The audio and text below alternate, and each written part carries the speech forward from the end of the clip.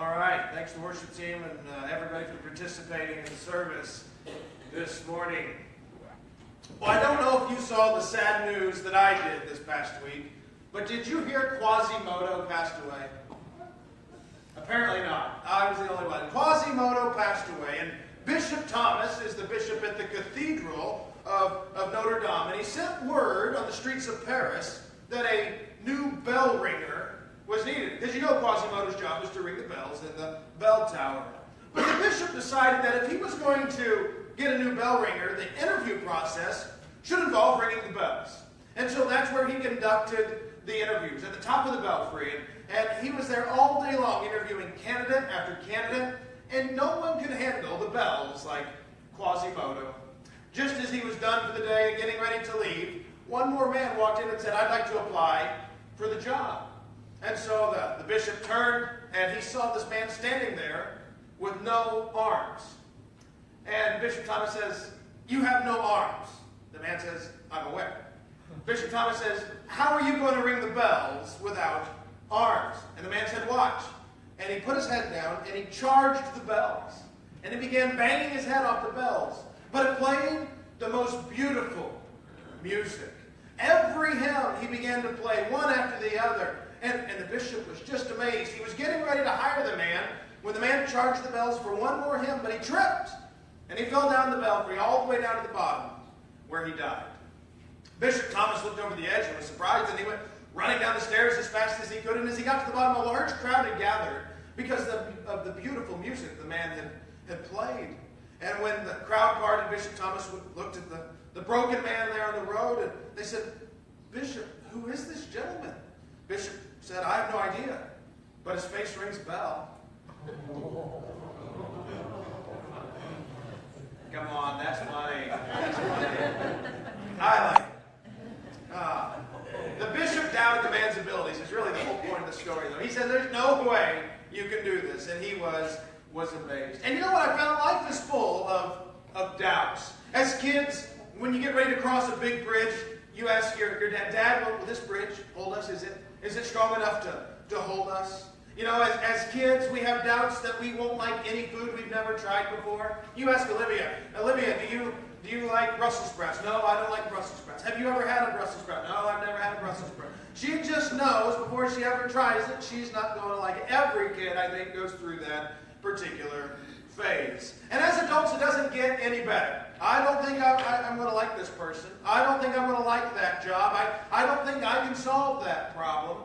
Doubts are a part of our DNA, it would seem like.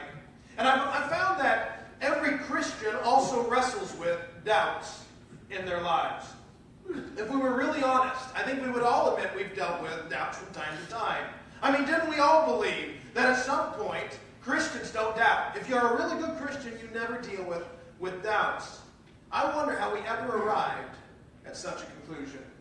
You know, the Bible has a word to describe doubters. It's the Greek word distazo. It means to duplicate. It means to hold something in both, hold two items, one in each hand. It means to waver, to doubt. There's an interesting story in the Bible about this. It's not our main text for the day, so don't worry about turning there in your Bibles or clicking over there on your phones. But in Mark chapter 9, Jesus is on the Mount of Transfiguration where he meets the spirits of Moses and Elijah, and he's there with Peter, James, and John. As he comes down the mountain, a large crowd is gathered, and they're angry and they're mad, and there's also a dad who's hysterical. And what's going on is the disciples say, "Hey, this man, this dad, his son is demon-possessed, but we were unable to cast out the demon." And Jesus responds by saying, "You faithless people, how long must I be with you?"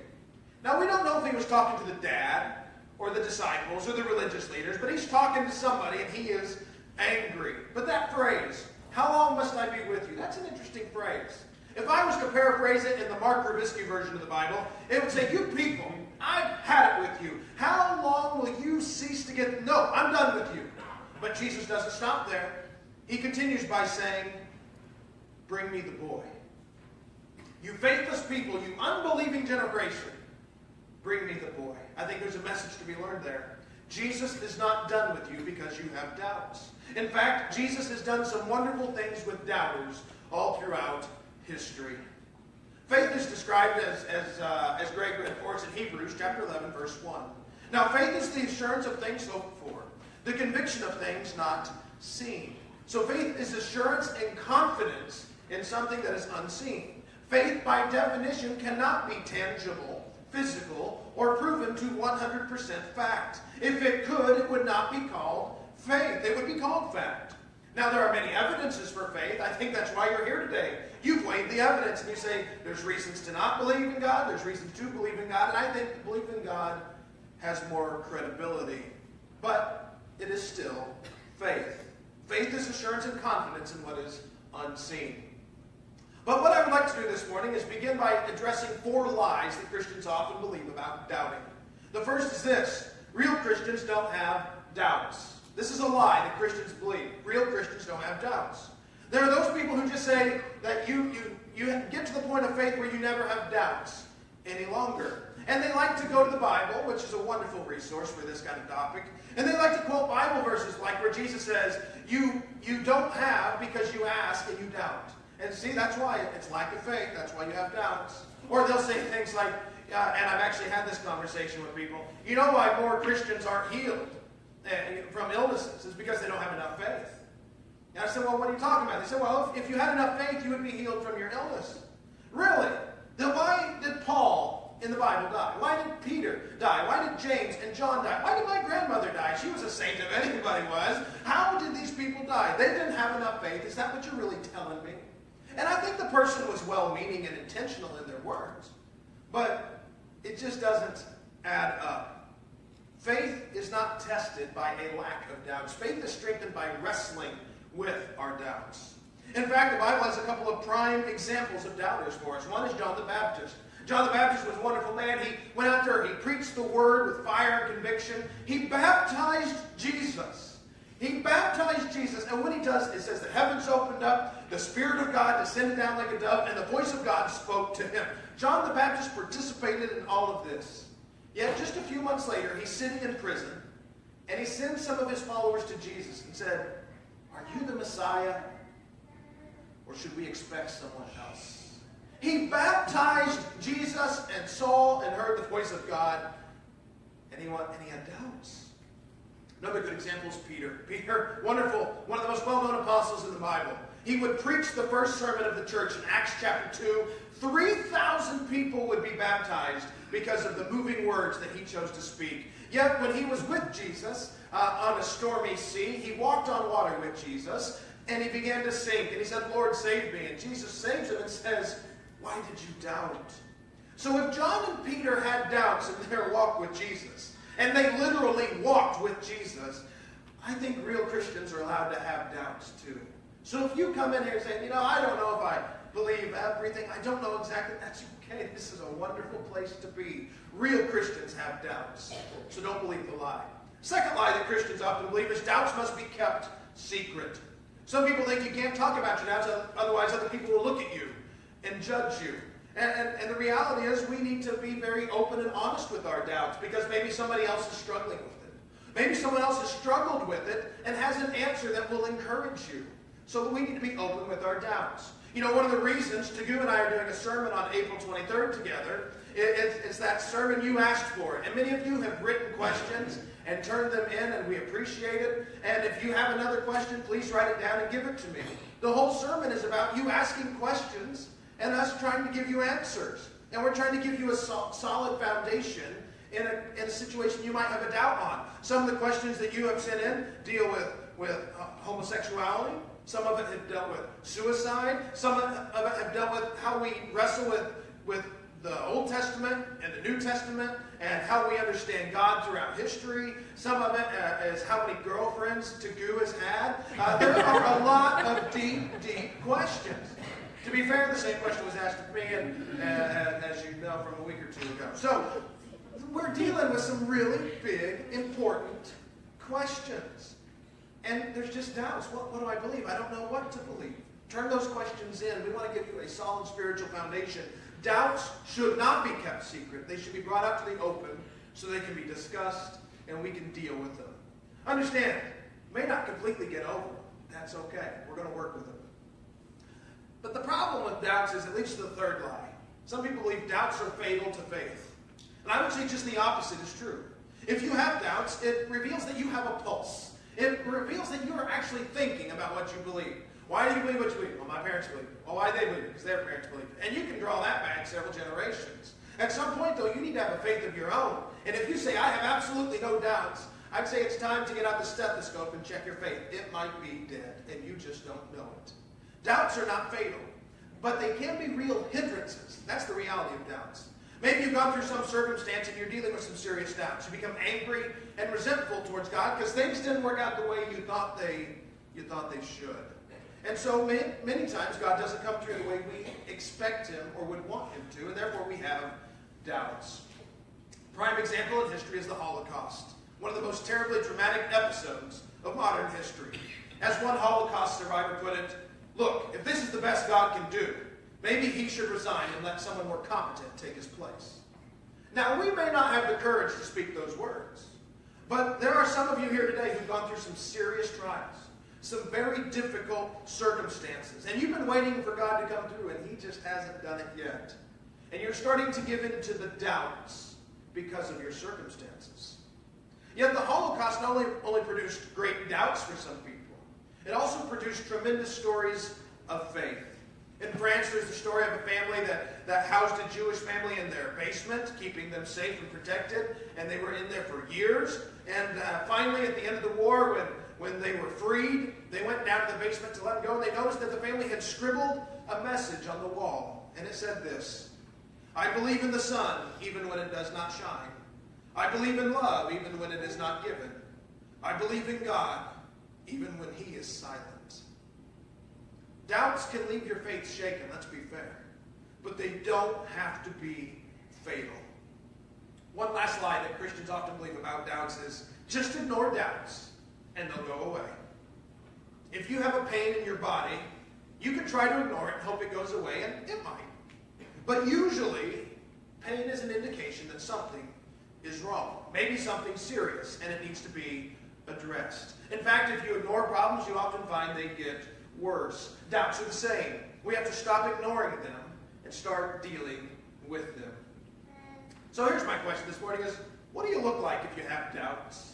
Simply, you look like an apostle. We've all heard of Thomas, right? And his nickname is? Wow, that was enthusiastic. We're going to try that again. And what is Thomas's nickname? Doubting Thomas. Doubting Thomas, that's right. I like what Preacher Jeff Walling says. He says, Doubting Thomas, I call him Normal Thomas, because all Christians doubt. You know, it's funny when people say, what apostle would you be most like? Oh, I'm Peter. I put my foot in my mouth all the time, you know, or I'm one of the other ones. But nobody ever says, I'm like Thomas. But he's probably the one we can relate to more than any of the other apostles. Thomas struggled with doubt. Even great men and women of faith struggled with doubt. So if you think doubt makes you a lesser Christian, you are in some really good company of people who struggled with doubts. You might have heard the old phrase from a physical trainer. It says, if it ain't hurting yet, it ain't working yet. And there's a lot of truth to that. From what I'm told, I'm no expert in the field by any stretch, but what I'm told is when you lift weights, your muscles get tiny tears all over them, and that's important. It needs to happen. That way your muscles can grow larger and become stronger. And so without tearing, it can't happen. Well, I think our faith is the same way. Until we start wrestling with doubts and working out with the doubts of our faith, it's never going to grow stronger. You don't get physically stronger by avoiding training. Well, you don't get spiritually stronger while ignoring doubts. We need to contend with them. The Apostle Thomas wrestled with his doubts, and as a result, he went through a major transition in his life. As we look towards what happened in Thomas's life, let's quickly revisit that father back in Mark chapter 9. The man asked Jesus to help with his son who was demon-possessed, but he adds 3 words. If he can. Help, if he can. And Jesus responds, what do you mean if I can? Anything is possible if a person believes. The father instantly cried out, I do believe, but help me overcome my unbelief. That is our prayer today, that everyone who feels doubts that creep into their lives would be able to overcome them. If we're willing to wrestle with our doubts, then like Thomas, we can go through a major transition. Thomas is introduced to us in Matthew, Mark, and Luke as one of the 12 apostles, the close associates of Jesus who walked with him everywhere that he went. And with the time we have left, let's look at 3 quick snapshots at a day in the life of Thomas. The first one is in John chapter 11, where basically Thomas says, let me walk with you. Let me walk with you. In John chapter 11, Jesus is with his disciples and he receives the word that Lazarus, his good friend, is sick. 2 days later, Jesus tells the apostles, all right, we're going to go to Judea and take care of Lazarus. And they object to this. They said, oh, no. Judea's bad. Last time we were there, they tried to kill you by stoning you. And Jesus knew this. It's not like it was news to him. He said, I'm going anyway. And here's what Thomas says. Then Thomas said to the rest of the disciples, let us go also, that we may die with him. So he says, hey, we're going to die if we go with him, so let's go with him. You talk about great faith. Thomas, who would deal with doubts in his own way, says, I'd rather walk with Jesus and die than walk away from Jesus. And those Christians in Egypt made that decision today as well. They decided to walk with Jesus at risk to their own lives. And at this point, some 37 have done just that. My question is, what brought Thomas to this point? What brought Thomas to the point where he says, I'd rather die with Jesus than walk away from him? Did he see enough miracles that he said, hey, this guy's real? Or did he think, hey, he can call down angels and defend it, we're not going to get attacked and hurt? I don't know. Probably the miracles were the biggest factor. I think that would convince many people. But let me tell you that if you want to strengthen your faith, then like Thomas, we need to walk with Jesus every day. Oh, we can't physically walk with him side by side, but we can accomplish it through prayer, through Bible reading, through Bible study, through attending church and church functions. We know these things enhance our walk with God. So here's my question. How's your walk with God? How's it going? Are you walking with God daily? Weekly? Monthly? Let me ask a question, and I'm not picking on anybody because I'm as guilty as anybody. How many of you have ever started an exercise program or a diet? How many of you are lying? Okay. I think most of us have at some point. How many of you have always stuck with that program without ever breaking your habit? Not one hand up. Oh, I see one hand, maybe. Okay, maybe one of us. Okay. But listen, most people, when they start an exercise program, a diet, okay, I'm being serious. And for the first week, you're serious. You don't let one carb go into your body. You don't miss one day of exercise. It doesn't matter. You chopped your arm off at work. You're still exercising. You don't care. But then what happens? You have to put in some overtime at work, and you're really drained that day. Or hey, someone got tickets to the Cardinal game. All right, well, I'd like to go to the game today. Ooh, somebody smell hot dogs and popcorn? I don't think I can pass. Oh, and nachos and cheese. And get the ones with the meat and the sour cream. And I'm getting hungry. Are you? I need to wrap this up. But I'm kidding. We're moving along here. But I mean, think about it. It just takes something to trip you up. It just takes one little thing, and you think, I'm off the diet. I'm off the exercise program. And in 3 months, all the weight you lost, all the fitness you gained, you're back to where you started. That's how some people are in their walk with God.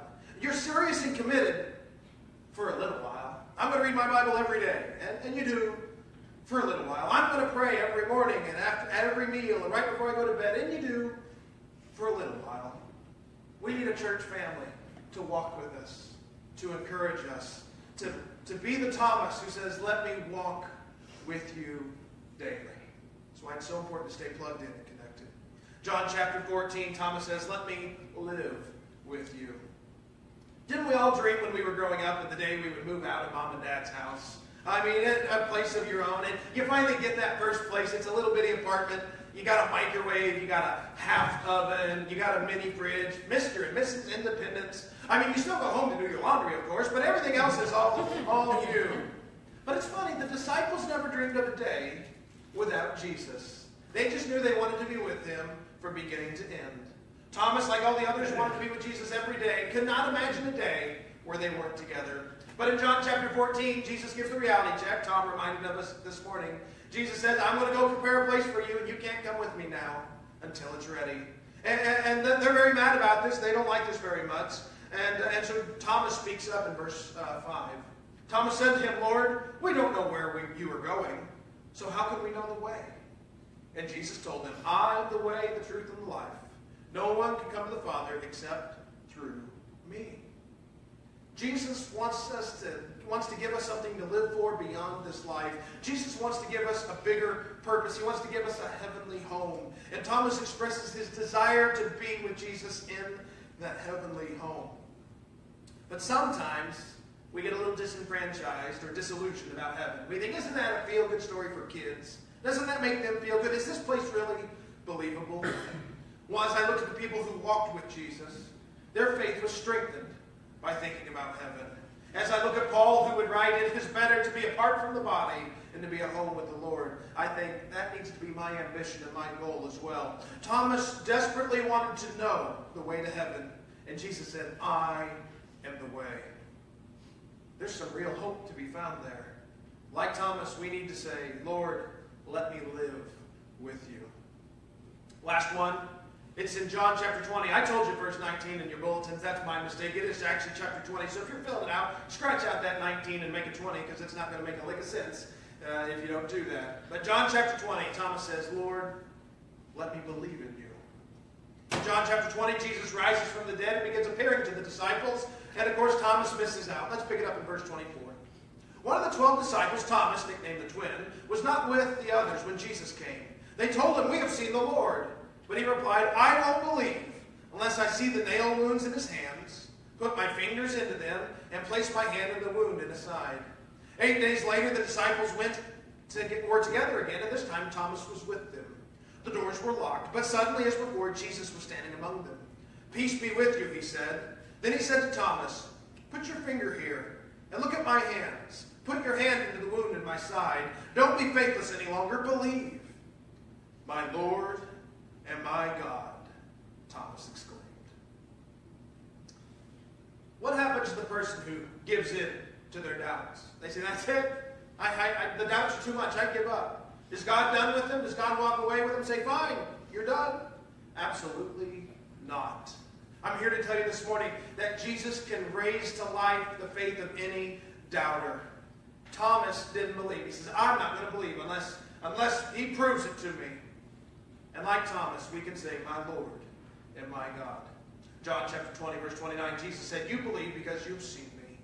Blessed are those who believe without seeing me. Thomas had seen and believed, and the rest, as they say, is history. This is what we call the journey of faith.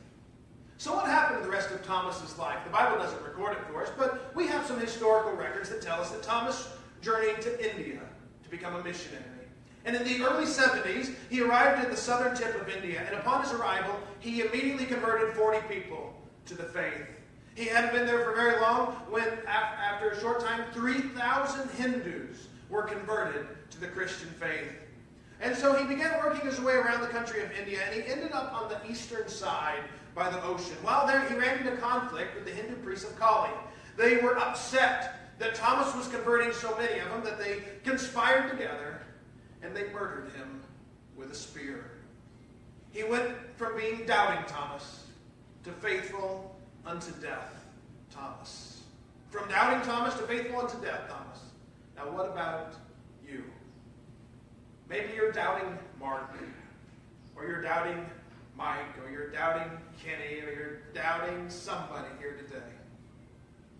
What will you become from your doubts?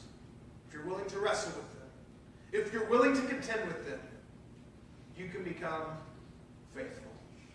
That is the hope and the message of Thomas. But what about those of us that live after the time of Jesus? What about those of us that don't get to see him miraculously appear in a room, or ascend into heaven, or to walk on water, or do any of those things? What about us? What examples do we have? We have Robin Robertson. He was an apprentice to be a barber in London. But he lived a very wild and reckless life, and they liked to play practical jokes on people in town. And so Robin Robinson got together with some of his friends and said, hey, a big tent revival's coming to town. Let's make fun of the preachers that are there. And one of the preachers was George Whitefield. Well, when they got there to make fun of him, George Whitefield was preaching on John the Baptist, who very aggressively preached against the Pharisees, calling them a brood of vipers. Who warned you to flee from the coming wrath of God?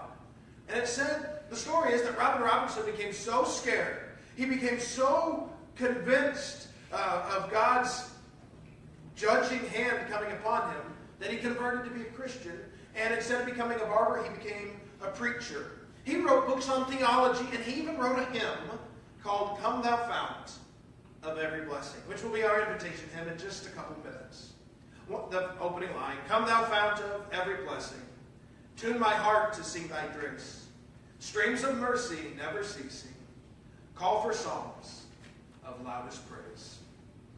The song is actually autobiographical because it kind of depicts what Robert Robinson went through in his lifetime. Because he was a preacher for a while, but he began to fall away from the faith, gave up the ministry, and returned to his ruthless ways of the past. He actually has a line in the hymn that describes his years of drifting away from God. Prone to wander, Lord, I feel it. Prone to leave the God I love. We really don't know what happened to Robert Robinson. History doesn't completely record it, but there is a story that's often been repeated near the end of his life.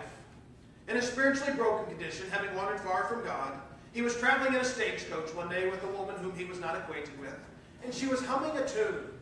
And he recognized that tune. He said, ma'am, what tune are you humming? And she said, oh, it's my favorite. It's Come Thou Fount of Every Blessing.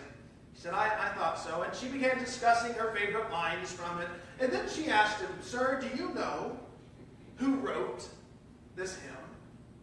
He said, madam, I'm the poor unhappy man who composed that hymn many years ago. And I would give 1,000 worlds if I had them to enjoy the feelings I had then. Gently she replied, quoting his own song, streams of mercy are still flowing. He was deeply touched, and as a result of that encounter, he eventually worked his way back into ministry, being faithful to the rest of his days. Prone to wander, Lord, I feel it. Prone to leave the God I love. Here's my heart, oh, take and seal it. Seal it for thy courts above.